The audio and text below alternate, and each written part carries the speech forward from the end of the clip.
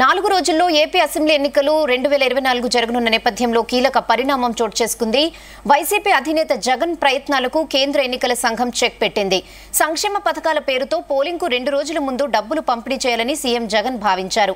Button నొక్కి పంపిణీ చేయాలనుకున్నారు. అయితే అందుకు కేంద్ర ఎన్నికల సంఘం నో చెప్పింది. జగన్ ప్రభుత్వం నుంచి సుమారు 14,000 కోట్లకు పైగా పంపిణీకి ప్రతిపాదనలు వచ్చాయని, ఈ సొమ్ములు చెల్లిస్తే ఎన్నికల ప్రక్రియలో ఓటరు ప్రభావితమవుతారని భావించి కేంద్ర ఎన్నికల సంఘం నో చెప్పింది.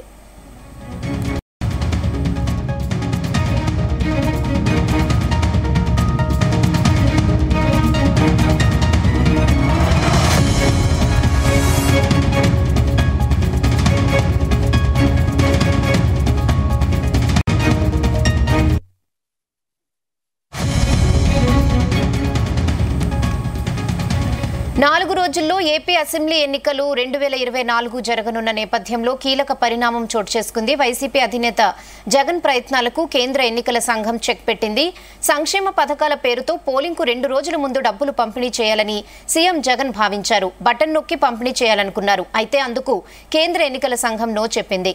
జగన్ ప్రభుత్వం నుంచి సుమారు 14,000 కోట్లకు పైగా పంపిణీకి ప్రతిపాదనలు వచ్చాయని, ఈ సొమ్ములు చెల్లిస్తే ఎన్నికల ప్రక్రియలో ఓటరు ప్రభావితమవుతారని భావించి కేంద్ర ఎన్నికల సంఘం నో చెప్పింది.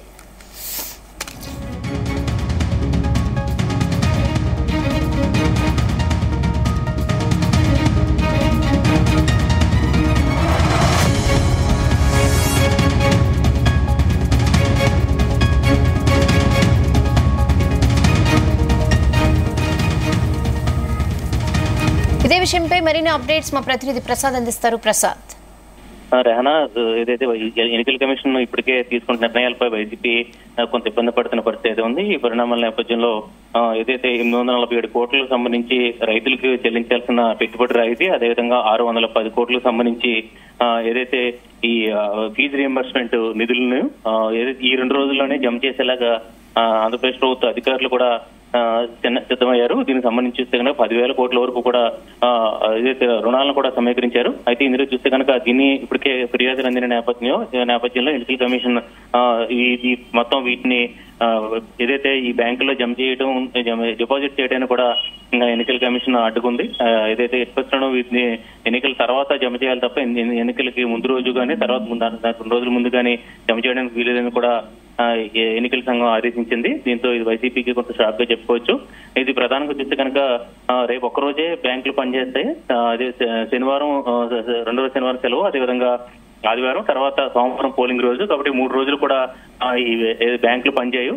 ఈ లోపే ఏదైతే ఆదివారం రోజు ప్రత్యేకంగా స్టేట్ బ్యాంక్ ఆఫ్ ఇండియా బ్రాంచ్లు రాష్ట్ర వ్యాప్తంగా తెరిపించేలాగా కూడా ప్రణాళిక రూపొందించారు. దీనికి సంబంధించి చూస్తే కనుక రాష్ట్ర వ్యాప్తంగా మద్యం దుకాణాల్లో అమ్ముతున్న అమ్మకాలకు సంబంధించి ఏదైతే నగదంతా కూడా స్టేట్ బ్యాంక్ ఆఫ్ ఇండియా ఏదైతే ఈ బ్రాంచీలో వేసేలాగా, ఆదివారం బ్రాంచీలు తెరిచేలాగా ఏదైతే ఆదేశాలు జారీ చేశారు. అయితే ఈ లోపే ఎన్నికల సంఘం ఇచ్చిన ఆదేశాల నేపథ్యంలో ప్రస్తుతం ఈ నిధుల జమ అనేది కూడా నిలిచిపోయింది. దీనికి సంబంధించి చూస్తే కనుక 847 కోట్ల రూపాయల పెట్టుబడి రాయితీ, అదేవిధంగా 610 కోట్ల రూపాయలకు సంబంధించి ఇది ఫీజు రియంబర్స్మెంట్, ఈ విద్యార్థుల తల్లుల ఖాతాలోకి జమ కావాల్సింది ఈ 2 నిధులు కూడా జమ చేయడం అనేది ఆగిపోయింది. ఎన్నికల తర్వాత అంటే పోలింగ్ తర్వాత ఇది జమ అయ్యే అవకాశం ఉంటుంది. ఇప్పటికే చూస్తే కనుక వైఎస్ఆర్సీపీ దీన్ని ఏదైతే ప్రచారంలో కూడా ప్రస్తావిస్తున్నారు. ఎన్నికల సంఘం ద్వారా ఈ అడ్డుకుంటున్నారు. చంద్రబాబు ప్రతిపక్ష కూటమి నేతలు కుట్రలు చేస్తున్నారని చెప్పి కూడా చెప్తున్న పరిస్థితి అయితే ఉంది. దీన్ని ప్రజలు ఎంతవరకు విశ్వసిస్తారన్నది పక్కన పెడితే మాత్రం ఎన్నికల సంఘం తీసుకున్న నిర్ణయం అయితే ప్రస్తుతం అంటే ఈ 2 రోజుల్లోనే ఖచ్చితంగా ఆదివారం రోజు గత ఎన్నికల సమయంలో చూస్తే కనుక పసుపు కుంకుమ సంబంధించిన నిధులు కూడా అదే రకంగా చంద్రబాబు ప్రభుత్వం జమ చేసింది. అడ్వాన్స్ చెక్కులు కూడా ఇచ్చి ఏదైతే ఈ అప్పట్లో మహిళల ఖాతాల్లోకి జమ చేయించింది. అంటే 6,000 రూపాయలు ముందుగానే ప్రకటించి తర్వాత ఆ చెక్కులను కూడా అందజేసింది. ఆ చెక్కులు పోలింగ్ ముందు రోజు కూడా డిపాజిట్ చేసి కొంతమందిని నగదైతే తీసుకున్నారు.